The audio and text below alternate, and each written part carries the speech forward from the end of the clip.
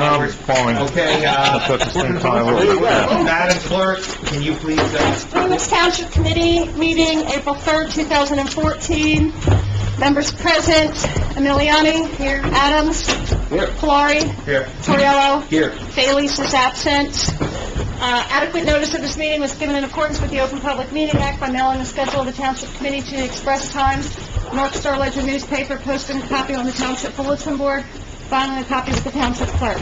We're going into executive session regarding... We're going to, can I have a motion to go into executive session to discuss the Pizzopolis litigation, pending sewer litigation, contract negotiation, fee field flagpole, contract negotiation, Warren County Public Health Agreement, litigation, arbitrage, and personnel matter, tax collector, Contract negotiation, school board. and contract negotiation, school board. I'll make that motion. Second.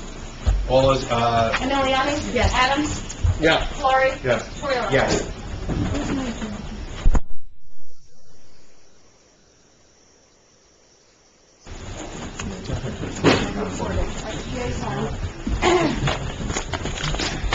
Can you send me a copy of this tomorrow?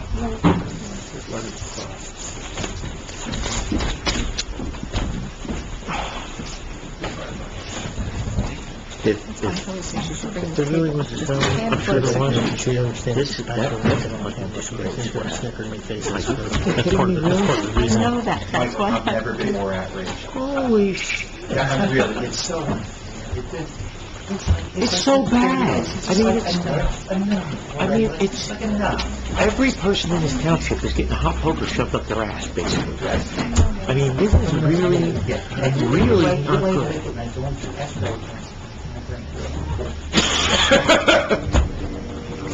Wow.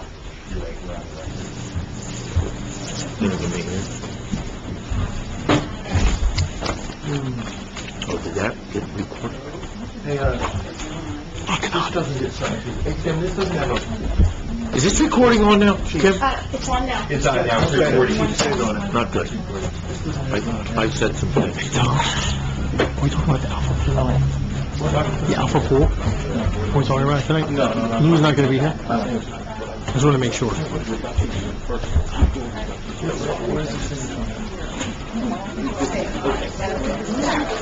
It was stuck in my thing.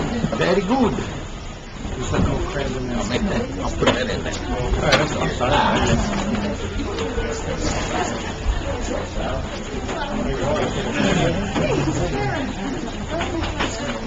Good evening.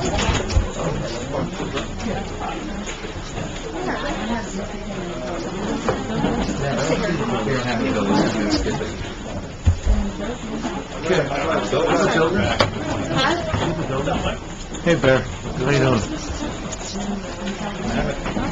I'll give it down. Boy, oh boy. Whoa.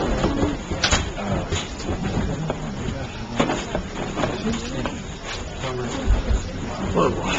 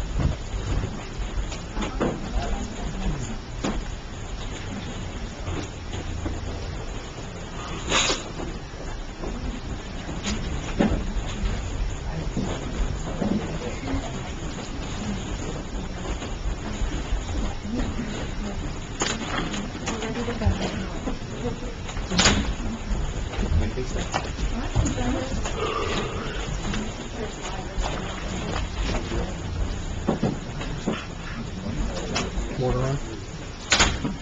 Water on?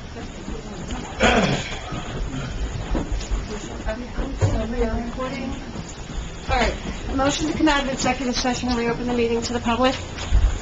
Make the motion. Second. All in favor? Aye. Okay.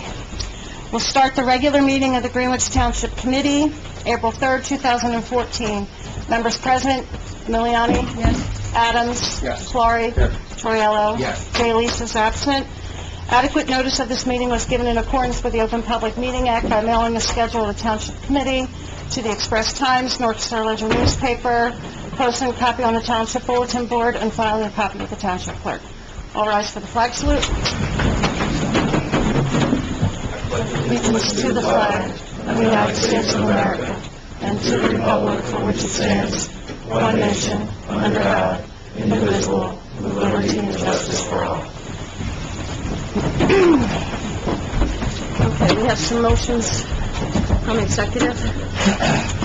Yes, can I have a motion, authorizing, Sherry, to perform certain administrative duties in the office of tax collector for the Township of Greenwich until a permanent tax collector is appointed? And we'll go through that resolution, let me just do it. I'll make a motion. And second, Jim? Comment? Yeah, just a comment, Joe, do you want to explain the coverage that we're going to be providing?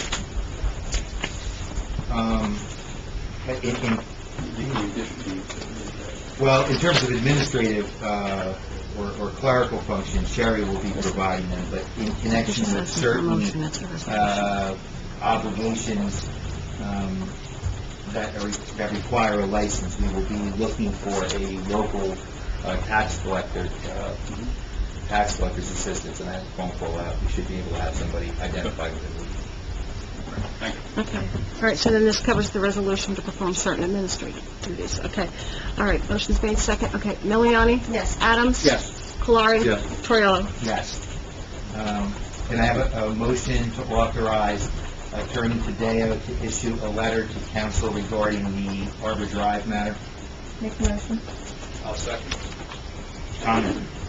Roll call? Miliani? Yes. Adams? Yes. Colari? Yes. Torriello? Yes. And can I have a motion authorizing Attorney Tadeo, a motion authorizing me to enter into an agreement with Warren County Public Health in accordance with the terms reached between Warren County and Greenwich Township. Make the motion. Second. Comment? Roll call? Miliani? Yes. Adams? Yes. Colari? Yes. Torriello? Yes. And with respect to Eating Field flagpole, can I have a motion authorizing Attorney Tadeo to issue the letters that were discussed in executive session? I'll make that motion. I'll second. Comment? Roll call? Miliani? Yes. Adams? Yes. Colari? Yes. Torriello? Yes. And can I have a motion authorizing Attorney Tadeo to prepare a contract to advance the school board $670,000 to cover an error in the school's submission to the submission of tax certification, subject to financial verification of need and approval by the appropriate state agency. I'll second. Comment? Roll call? Miliani? Yes. Adams? Yes. Colari? Yes. Torriello? Yes. And can I have a motion authorizing Attorney Tadeo to contact Officer Tizopoulos counsel and the Warren County prosecutor, consistent with the terms discussed in executive session? I'll make that motion. Second. Comment? Roll call? Miliani? Adams? Yes. Colari? Yes. Torriello? Yes. Are there any other executive session matters, or did we cover everything? No, I think we got everything here. Okay.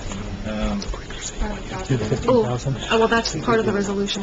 Do we want to jump down to the readoption of the 2014-37? I could do that now. Okay. Can I have a motion to readopt Resolution 2014-37, which is a resolution of the Township of Greenwich, County of Warren, and State of New Jersey, authorizing the award of a professional services agreement to Gannett Fleming Valuation and Rate Consultants in an amount not to exceed $15,000. I'll make that motion. Second. Comment. Roll call. Miliani? Yes. Adams? Yes. Lori? Yes. Torriello? Yes. And I'd like to table the vote on approval of minutes. Can I have a motion for the payment of... Payment of bills. Yeah, I'm looking for it. I just put that in that big pack there. You I took took the- it. oh, you took it. Okay.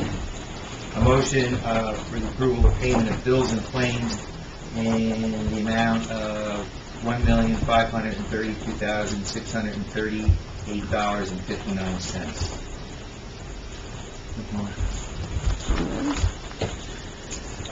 Second, Comment. Jim. Roll call. Miliani? Adams? Yes. Lori? Yes. Torriello? Yes.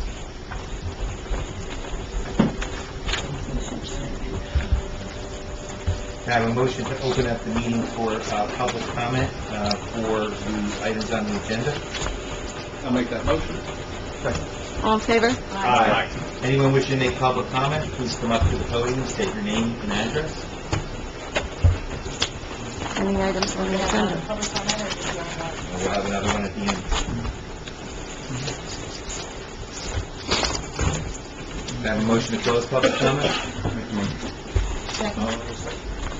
Elaine, all in favor? Aye. Can I have a motion to adopt resolution, is it 2014-39, or is it going to be 40? Put it as 40, and then I can go back and void. Sherry 39? Sher- yeah. Sherry was 39. Okay, so so then this will be 40. Yes. For the procurement of professional services for the purpose of preparing an infiltration and inflow study for the township, as set forth and contemplated by the intermunicipal services agreement dated December 1st, 1998 with the town of Phillipsburg. Comment? Roll call. Miliani? Yes. Adams? Yes. Lori? Yes. Torriello? Yes. And now,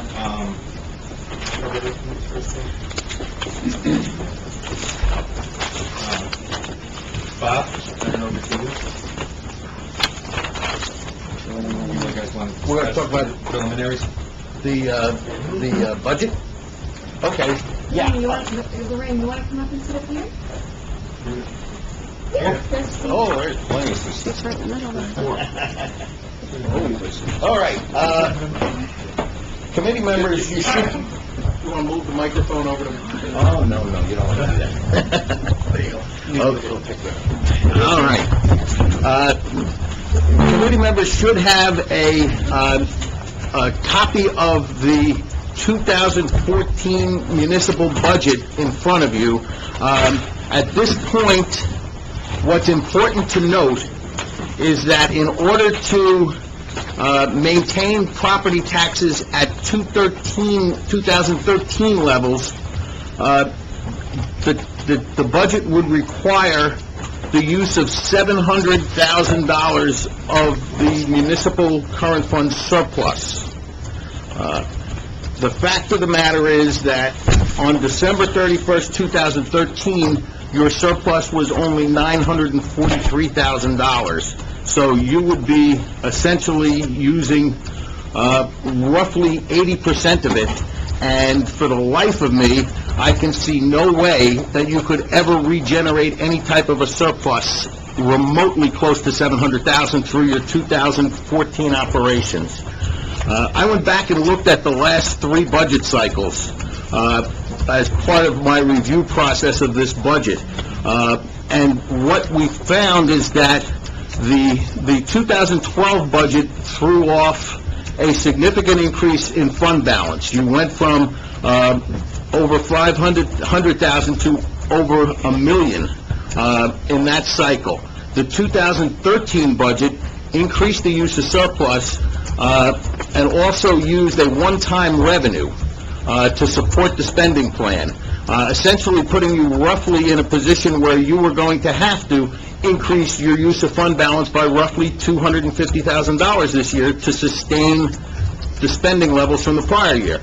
So essentially, the 2013 plan started you down a path that will deteriorate your financial condition, and in 2 years will totally exhaust your fund balance.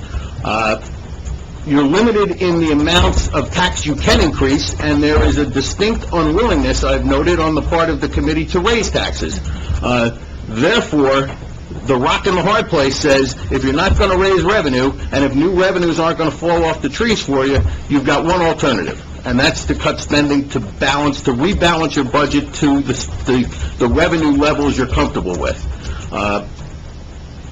Part of the problem, a smaller part of the problem, deals with the municipal court. The amount of court fines you've collected has dropped from a high a couple of years ago of $225,000 down to $165,000.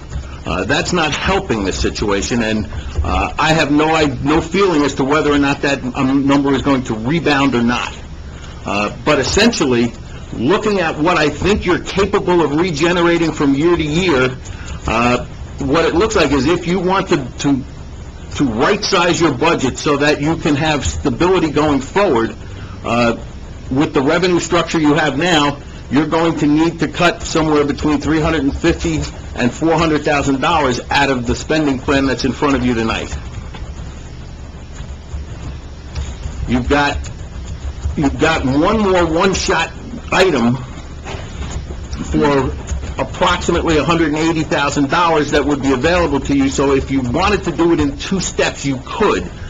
But I don't know that there is any plan to ease the pain by doing it over 2 years rather than 1. And if you do it in 1 year, you retain your surplus for other uses.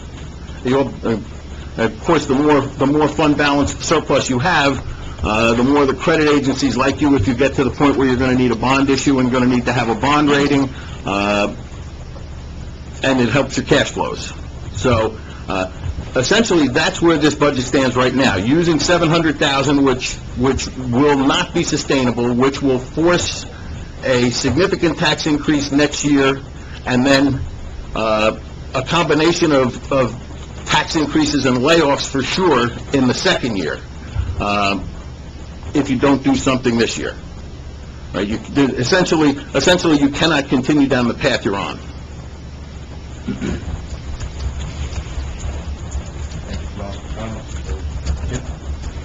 Yeah, I had a couple of questions here that I wanted to review with Bob, and I know we have a large audience, and I think just to orient everybody as to where we are at in the audit process, Bob, if you could explain the 3 points. I think we're currently in the preliminary audit findings. Yes. So where are we conceptually, and then I'll go into my questions. Yeah, well, as far as the actual audit for calendar year 2013, we came out and basically did a compilation and some preliminary audit work to put together your trial balances that went into the annual financial statement, which is a document that has been filed. Hopefully you have copies of. That's where that's the basis for building your budget. That's where your fund balance is calculated and analyzed. That's where your revenues are evaluated. As we did that, we noted deficiencies in the record keeping that I included in a memo to the committee. The plan now is to identify causative factors, if we possibly can during the audit process, to figure out why these things are happening so that we can then make recommendations that will be of some value to the committee and the various members of the administration in developing corrective actions. That process is going to be ongoing for the next couple of months. We would hope that we would have an audit filed by June 30th, and at that point, we would revisit all of the items with the committee as part of the review of the audit and the recommendations included therein. As you can see, if you look at that memo, you'll see that we are basically listing things that aren't right without any real description as to why, because at this point, in a lot of instances, we're not sure why. So that process will work itself out. It could be some of it's technological issues, some of it's communication between offices, some of it may be problems with your financial banking institution. As we identify why the problems exist, we'll expound and expand and probably put you all to sleep, but have a much more detailed report at a later date. Okay, and the document that he's talking about is I just handed out, I'm sure you already had a copy of it, the March 26th document, conditions encountered during preparation for annual financial statements unaudited. So generally, Bob, you read through this, where are we at financially as a township? Okay, well, there's as financially, which, if we're talking about your financial condition, I think that I kind of addressed that in talking with the budget, right? You're on a spending path that you can't sustain at current tax levels. As far as the record keeping goes, I mentioned in my memo that it's better than it was when I came in here to do the 2011 audit. But as I also mentioned in our conversations, the records that I encountered when I came in to do the 2011 audit were just about the worst that I've seen in a 34-year career. So while they're better, there is still a significant amount of remedial work that needs to be done to bring the level of accountability to minimum standards required by the statutes and the regulations. Okay, and in our conversation, I was talking about, the perspective of this document, and I was wondering if you could add a supplement to it to kind of explain that baseline, that perspective of where we are, because it would add a good perspective to this document. As I thought about your request, I think I could probably, in a really quick turnaround, provide you a tracking of what was wrong then, what's gotten better, what was wrong then that is still wrong now, and if there's anything new that we came across now that wasn't included back then, we'd add that too. So we could basically do a crosswalk from 2011 to 2014. That'd be great. Okay, I'll make a note to do that. Okay. I only got 3 more questions, guys. How many subwords?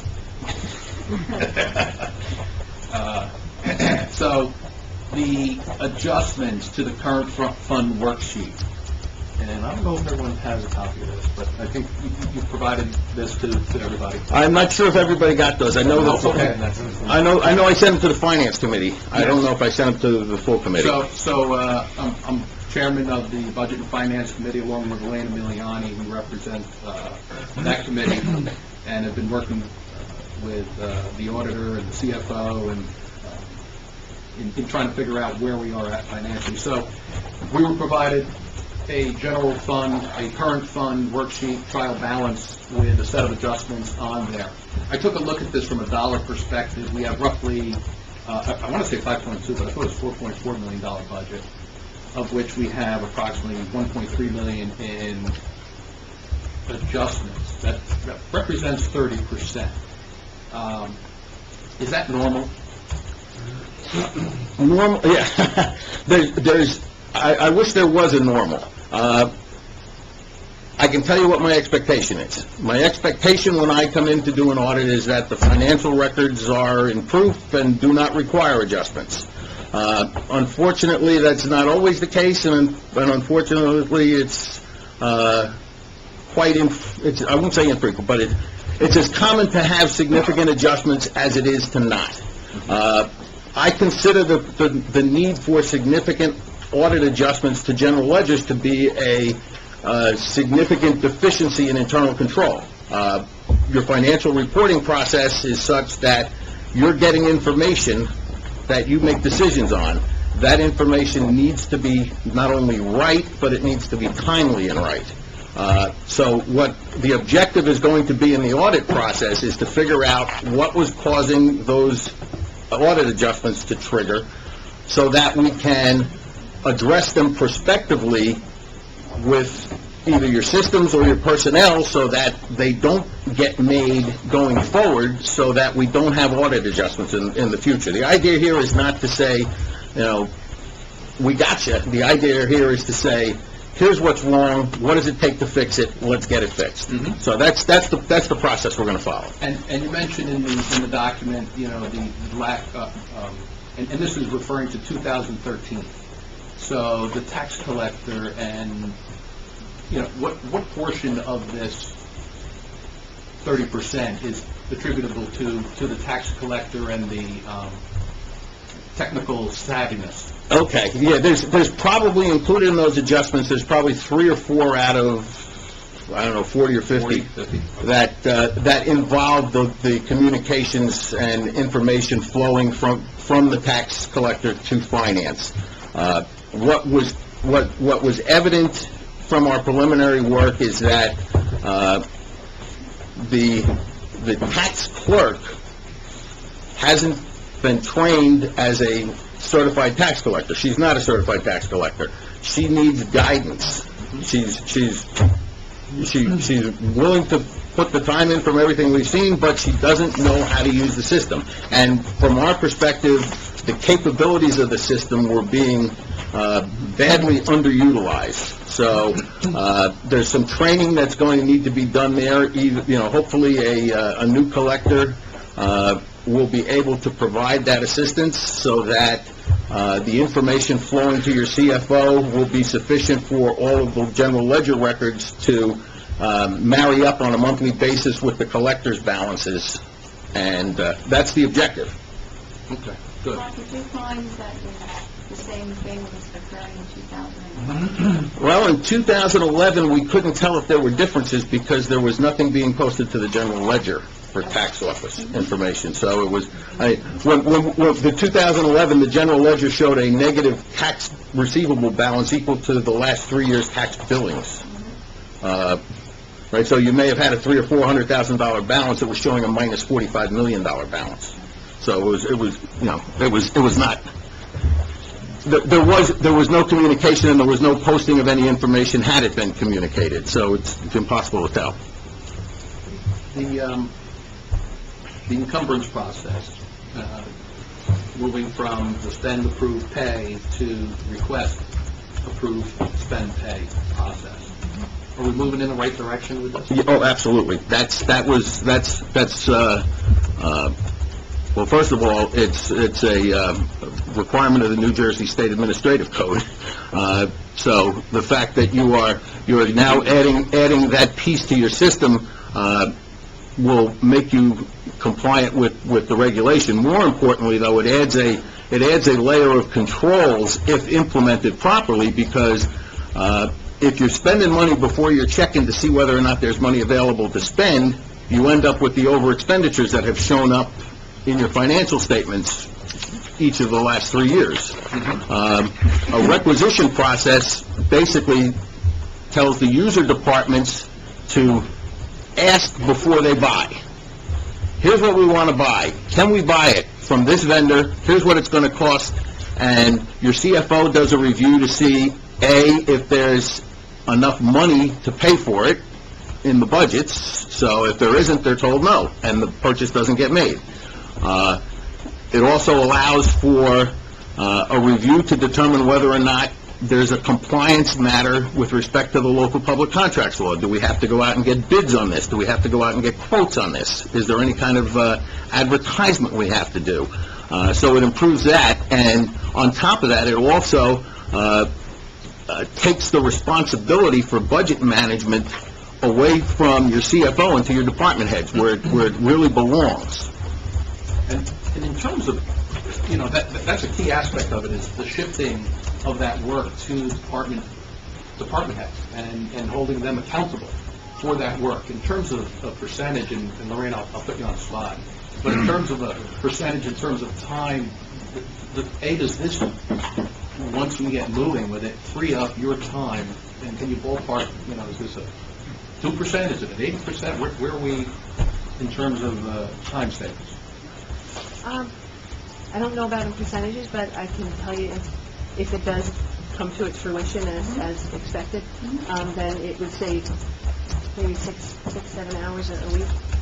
And I'm working 3.5 hours a day, so it's a dramatic That's amount pretty of time. sizable. Yeah, that's good, thank you. And, 50% of my time. so, in terms of moving down the right path, how can we ensure we stay there? Because it's very easy to get off. How do we ensure we get it right? All right, well, the best way to make sure that the records are being maintained timely is to get monthly reports. And essentially, you're probably getting one in the form that you wouldn't change, which is the system-generated budget appropriations report, which is basically the status of your current budget in this period of time. It'd be your temporary budget, so you can see whether or not you're coming close to your numbers, whether or not you're going to have money available for transfer, whether or not you're going to need transfers, whether or not you're getting close to the need for emergency appropriations, et cetera. The second report that I think you should get is the other side of your budget, the revenue side. You're getting something right now, but I have a feeling that it probably takes a while to produce that, because it's off-system. The tax collect, the revenue, Lorraine generates, Lorraine, I do that all the time. Mea culpa to both of you. Lorraine generates a report that you get, but it's off-system. There is a report within the system that can be generated, and this way you don't have, if you get your data into the system, the report will generate. Now, you've got those two reports. The question then becomes, are those reports accurate? Right? I've said in the memo that I sent to the committee that the only way to know that your general ledger is accurate and your reports are accurate is to do the proofs, right? So, I think you should get, the cash reconciliations. If cash hasn't been reconciled, there could be mistakes in the cash postings that could impact the reports. Could be checks that were written that haven't been entered on the system. Could be deposits that have been made that haven't been recorded. Or there could be errors in amounts. So a cash reconciliation basically proves all the cash transactions, and then on top of that, if you print out trial balances, you also get a verification of that your interfund loans are in agreement, and that your debits equal your credits, because it is possible to unbalance your general ledger in that system, believe it or not. garbage in is garbage out. Yeah, I thought there was I thought there was a wall that prevented you from unbalancing the system, but we found out this year with a very creative client that they were able to unbalance the system. So, and trial balance is just another proof. Yeah, and it's those cash reconciliations, and you've provided us with that before. I shared it with Lorraine and the trial balances. And Lorraine, in terms of, I know you were beaming this evening when I saw you. You're going to pop my balloon now, aren't you? No, not at all. Not at all. No. I'm trying to assess. I know. I mean, listen. For everybody in the room, we are on the journey, and we're basically righting the ship, okay? We don't drive or make the ship work. We can only right it. We can't make it work. That's where we rely on the employees to do their job day in and day out. And, you guys have been, put through the ringer, basically, and are performing. We draw these nice little pictures here, and we're not here during the day when all of it happens. So thank you to those in the room who are making this work, Amy and Sherry and Tim. I'm sure I'm missing half of them. But my question is, I think we're on that. I think we're coming on a more positive note. We're moving in a more positive direction. We're getting through all of the trials and tribulations of this thing. But in terms of these reports, they're so critical to us. We have a meeting on the 20th, and I think we said, hey, on the 20th of the month, we'll have these reports ready. Do you foresee any issues in getting us those reports this month? What can we be doing differently to ensure that we get them? For April, to have everything through March? For the prior month, yes. It's the 24th. Okay. Yeah, I mean, I would certainly hope that everything would be accomplished by then. Everything up to February is done, so I'm just waiting on some other outside reporting to come in so I can do March, so it shouldn't be a problem. I hope that I supply you with the right reports. I wrote down everything that the auditor had mentioned. So Yeah. the first month may not be as pretty as the month following, but it'll be a starting point. Well, you know, that's, yeah, and There's something else we need to identify. I mean, we know that there was a put-together requisition type of form that was put together to start us doing things, and that it was a more of a manual basis. So we were finding difficulties in finding some of the times things that were spent and whether or not they were balanced forward or whether they were spent, and then we kind of like work that through. And what we're doing now is more of a technology-based requisition form, so that therefore we can always see what's been spent, what's been going, and that's where that will hopefully help with your process. So I'm sorry, Dick, go ahead. no, I was wrapping it up. It's really for those, you know, I was listening to you when you came in, and you were full of You were very excitement. overwhelmed. You were just, yeah, I was just like, whoa. But I do appreciate it, and you know, we're getting there. So we do have those adjustments, and I think, Yeah, we've been working 2 meetings a month, but every single day. so thank you, Bob. Those were my, If I could just add one more thing, going back to the budget that's in front of you tonight. Again, talking with the Finance Committee, we were debating whether or not it was more efficient for the committee to take action on this budget tonight and then make amendments to it, or to find the cuts that need to be made, make the cuts, and then introduce. The fact of the matter is, if you take an action on this budget tonight, you're barred from making any formal actions for 28 days. So, if the calendar for making the cuts would be done to get into your next meeting rather than waiting until a month from now, it would make sense to table this thing for tonight and then come at it with the final budget that you're more comfortable with at the next meeting. You'll also save yourself the cost of a couple of advertisements and, again, the need for a second public hearing. one question though. This budget that you gave us keeps the tax rate flat, Yes. okay?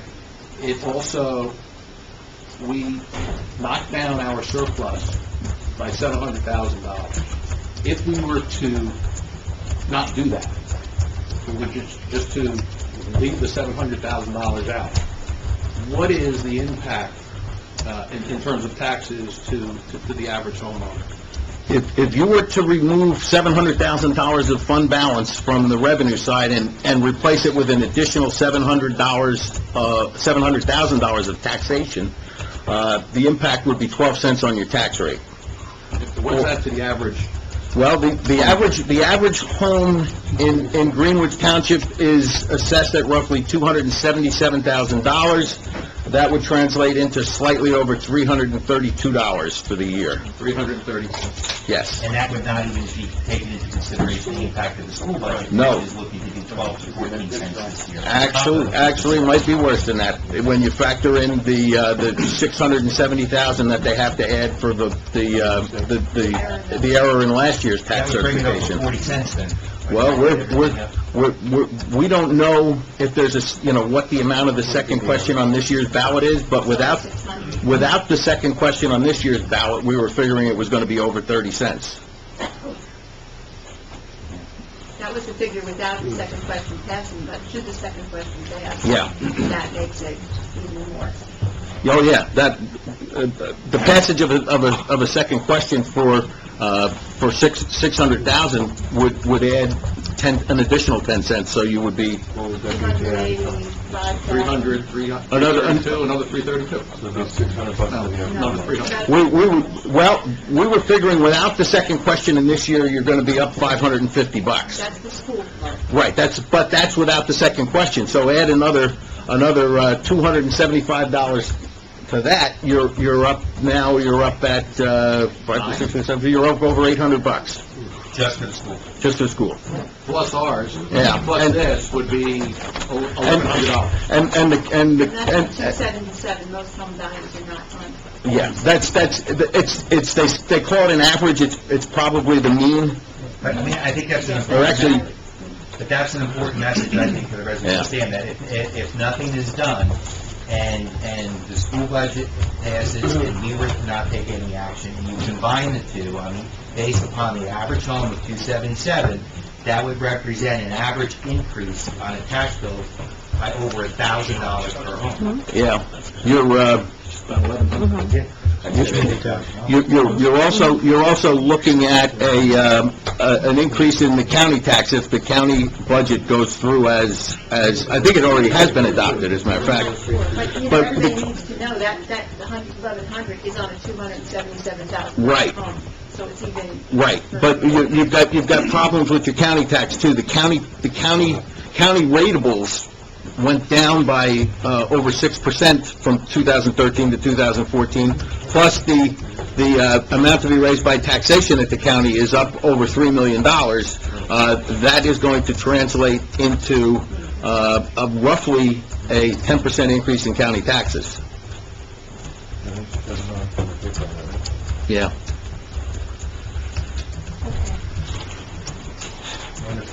Oh, Thank you, Bob, for, put on my hood and get my sickle. Pretty much. for setting it up.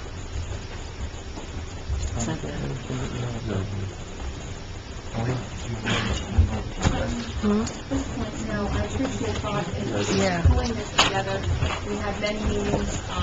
We know that we were just told recently, during the past week, about the deferment of the 2013-14 school board tax, which was put into the 2014-15 by the former administrator. This particular curveball had come up in addition to what we already knew was the $700,000. So that in itself, we've been working diligently to help the school.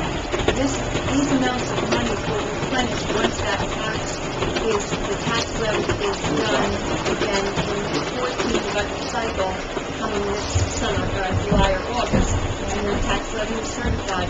That would include the 13-14 and the 14-15 when that vote happens in April, and that's April the 23rd, last week. Is that right? The school board budget vote? The vote is the 23rd.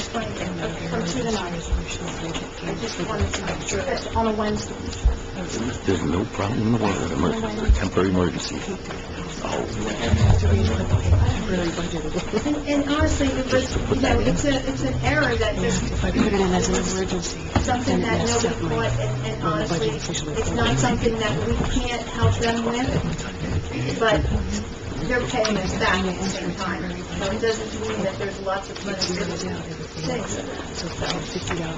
Well, yeah, and we don't, we have to do the financial check to ensure that we do have that. Yes, and that we are going to get paid back. So, in terms of the recommendation, we don't have anything online. So, in terms of the overall budget and its introduction this evening, I would like to make a motion to table. Comment? Roll call. Miliani? Yes. Adams? Yes. Florrie? Yes. Freeland? Yes. Now, just for the record, we will start to work on the cuts and some of the things we're going to talk about tonight. We'll include those consolidations, some consolidation of office, consolidation of where the CFO is going to sit, consolidation of trailer, and some employee reduction, and we'll be discussing that a little bit. And that's just the beginning of where we need to make some changes. And just so, for the residents who are here tonight, the reason that various employees were given what is referred to as a rice notice is in order for us as a governing body to have any discussions, even to have a discussion without taking action. The moment that we have discussions about the items that Elaine is talking about, in order to do so legally, we need to notify the employees that such discussions are taking place.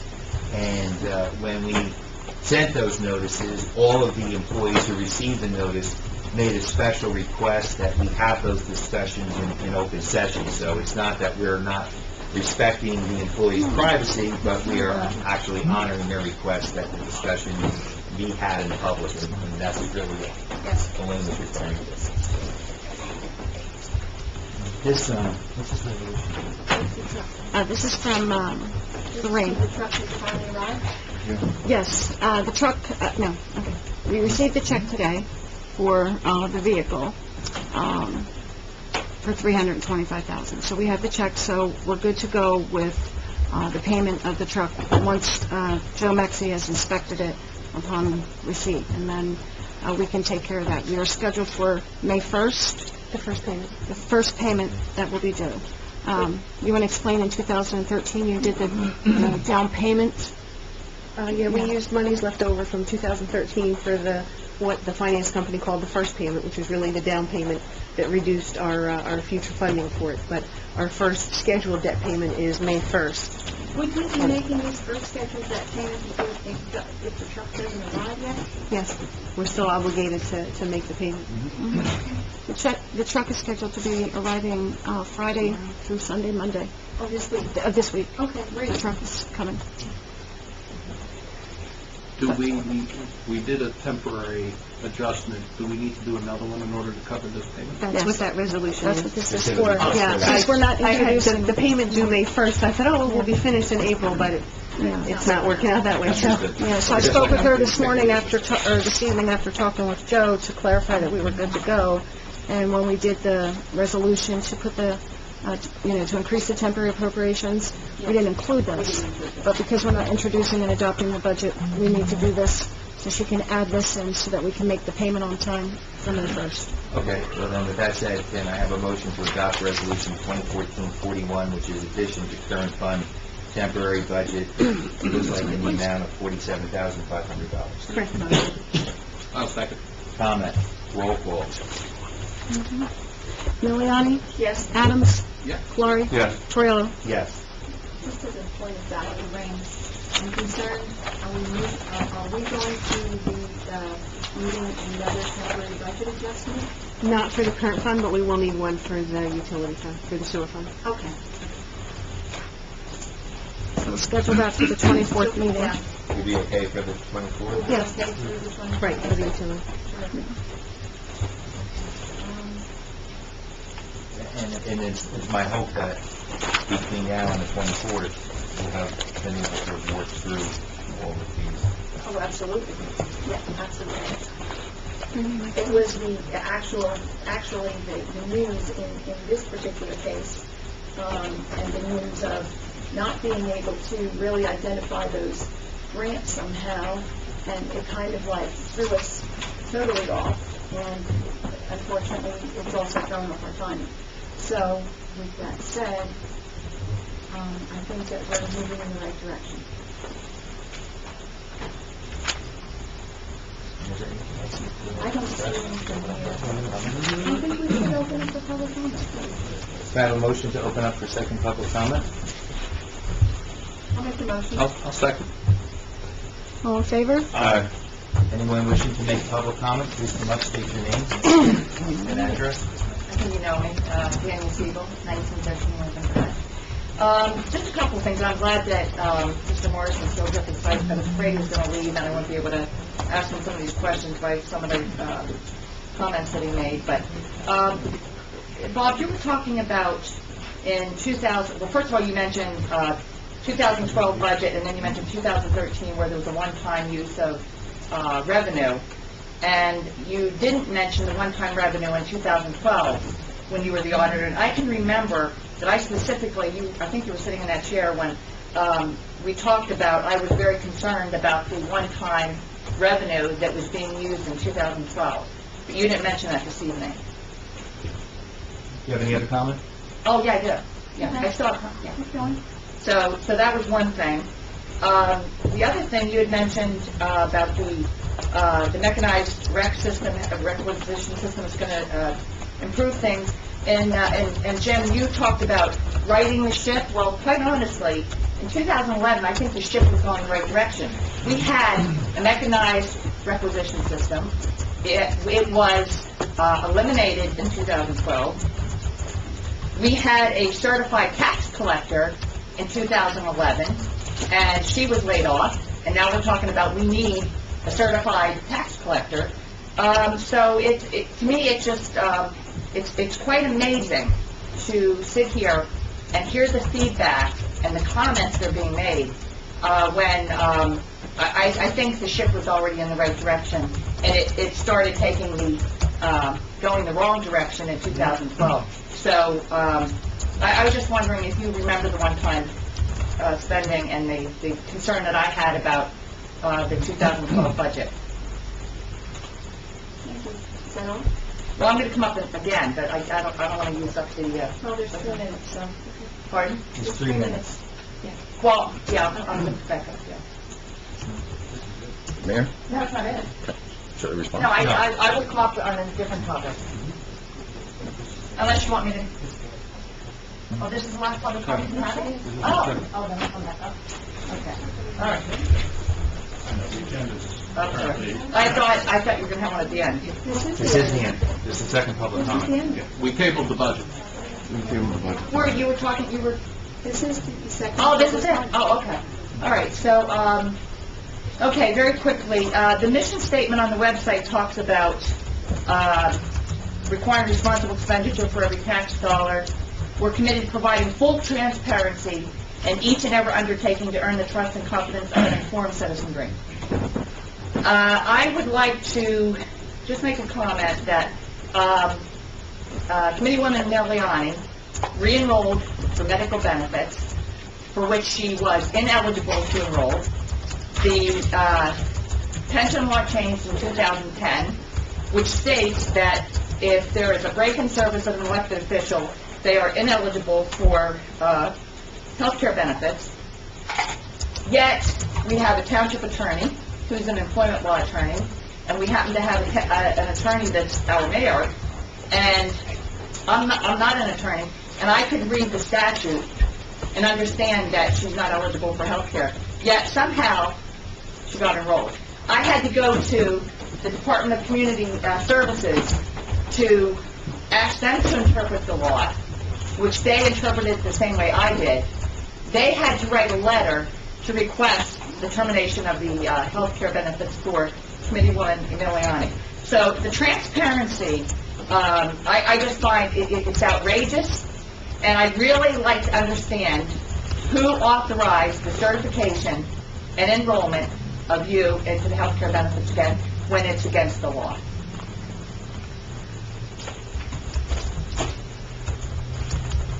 Anyone else wishing to make public comment, please come up and state your name and address.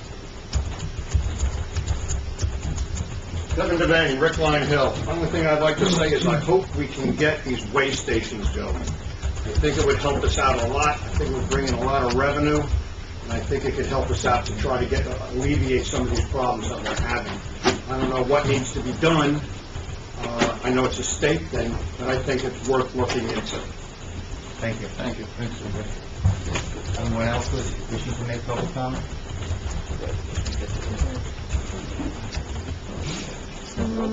Gary Hill, 529 North Main Street, Stewartville. At the last, I'm not sure if Mr. Morris or anybody else is able to comment back. The last meeting, you mentioned about, and I believe actually part of Mr. Zanelli's presentation about that there was a large amount of grants that were unspent.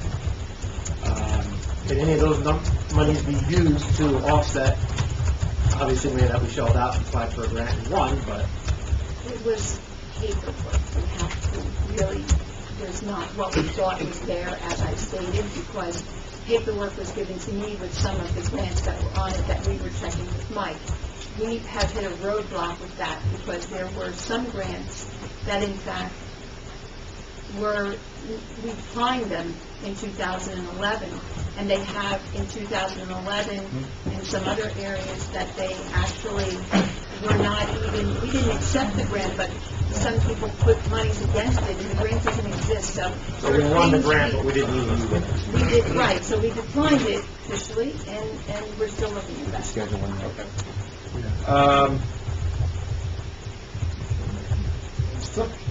Something kind of caught my attention when Mr. Morrison was making a comment about the record keeping and whatnot not being at a minimum standard. But he's made previous statements that with everything that has been changed, that everything was back to the minimum standard. So maybe I misunderstood what he said, but it kind of sounded like that we're still not reaching the minimum standard with the reporting. And maybe that's one of the issues as to why we're looking worse than what we really are. I'm wondering if maybe you're getting ready to make some tough decisions without knowing what our realistic numbers are if he's not completed the budget. Kind of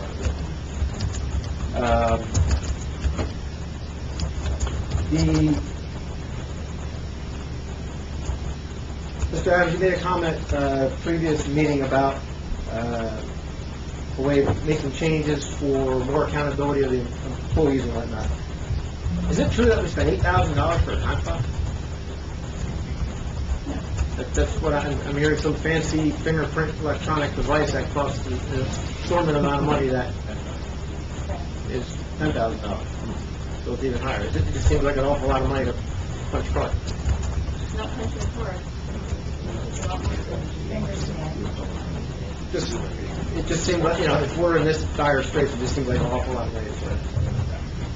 And one other quick comment, Mr. Adams, you made the comment that you guys were able to right the ship, but you're counting on the employees to steer it correctly. You got good employees in-house now that are steering that ship correctly.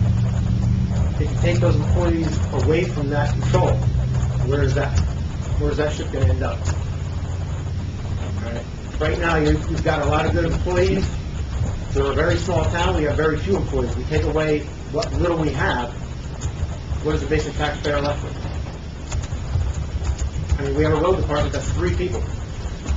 You take one away and one calls off sick, your road department is essentially shut down for the day because you really can't count on that one person to be able to do the work in a day safely. Now he's out there moving heavy machinery by himself. All right, we got our CFO that's part-time. We have one police secretary. If we take away that position, now we're obligating the police officers, instead of being out on the road patrolling, to be sitting behind a desk filing forms and typing stuff up. Well, we have a competent person that can do that now. Just think about those decisions before you make this. Thanks. Anyone else wishing to make public comment?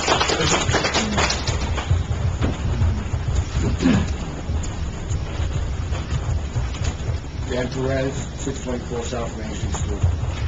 I don't really have a lot to say. I don't agree with Gary, the comments that Gary made about the people that are in here that may be affected by the changes that you're looking to make. I do have a question for you as to why, if you're going to discuss this downsizing or whatever it is you're going to discuss with the employees of the rights notice, why would you change the open public comment to now and not give us an opportunity to come up and speak after you discuss these things with the employees here? I think it's only, and I think you know why everyone is here. We're here in support of these employees that may be impacted. I don't know that you're going to do that or if you are going to do that, but if you are, we should have an opportunity to still come up here and speak and in support of the employees that may be impacted.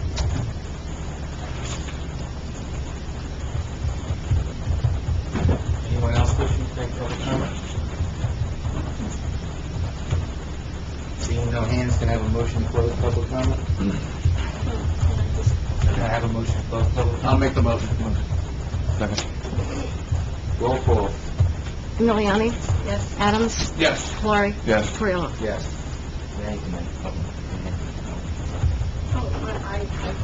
I was under the impression that, social workers and personnel matters would make a public comment at that time. That's why we... Agreed. Right? That's why we had it. The only thing I would have to say, We couldn't hear. I don't know if the microphones are turned off or what. yeah, what she said was, the reason we had the public comment was for anybody who wished to speak, and that was done. But isn't the second public comment usually at the very end? We're at the very end. That's So exactly we're where we not are. gonna, we're not gonna do the rice notice stuff. We did the rice notice stuff. Yes, we did the rice notice stuff. As I explained earlier, in order for us to discuss realignment, changing of positions... Which you did. In order for us to do it, we need to let folks know. That's right, but you haven't done that. That's right. We discussed tonight about the fact of what needs to be done to get there. We had a conversation with the auditor. He's identified $700,000, and it will be up to the subcommittee to make recommendations. We will list on our next agenda of April 24th. We'll come back with the specific proposals of what is going to be identified by the Finance Committee to bridge the gap. And for some, I can't help but, the irony of some people coming here tonight and lecturing when the two chief architects of this financial disaster are in the room today. And I wish they had the concerns for the employees last year when Tom and I voiced our concerns about the budget. I voted no on the budget, Tom voted no on the budget. There isn't there's one person who cast a deciding vote in last year's budget who's not present here tonight, but absent that one individual, the four of us up here did not create this financial mess. But we unfortunately are left to clean it up. And I will remind, excuse me. I'm not doing this with you. On July 20th, in the Express Times, last year, I expressly stated that this budget was setting up next year's Township Committee for some tough decisions. That was exactly what I said. I was on the record a year ago. If this was anybody, if they had any concern about the employees or the financial health, they would have taken some of the admonitions last year seriously. It was set on a course of really unprecedented fiscal irresponsibility in spending. And in a year where the two of them were up for election, they hid their $300,000 increase by spending away the one-time surplus that isn't available to this year. And while they had a very myopic view of last year's budget, they had absolutely no regard or consideration of 2014, 15, or beyond. And we're now tasked with that. Auditor, I had some questions for the auditor. Let's hear from Can the I have a auditor motion? regarding 2012. Can I have a motion to adjourn the meeting? Let's talk about 2012. I will make that motion. Can I have a second? Oh, I'm... All those in favor? Answer the question. Meeting adjourned. Answer the question. No,